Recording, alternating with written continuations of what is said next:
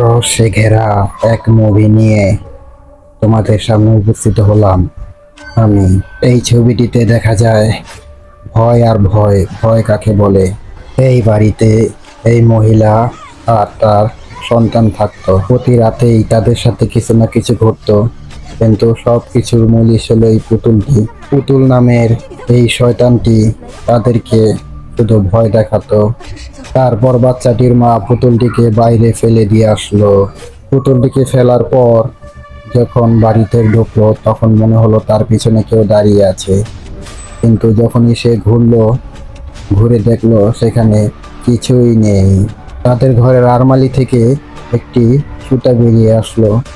সেই সুতাটি ফলো করতে করতে সে একেবারে আলমারির কাছে গিয়ে যখনই সে আলমারিটা খোলার চেষ্টা করলো, আলমারিটা খুলে দেখলো সেই পুতুলটি সেখানেই বসে আছে।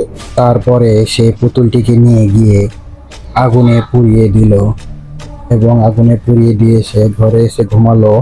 তারপর যা ঘটলো, সে দেখতে পেল একটি মেয়ে তার ঘরের আয়নার সামনে বসে চুল আঁচড়াচ্ছে, কিন্তু সেম সেই পুতুলের মতো দেখতে। আস্তে আস্তে সেই পুতুলটির সামনে গেল। তারপরে ঘটলো একটি ভয়ঙ্কর ঘটনা।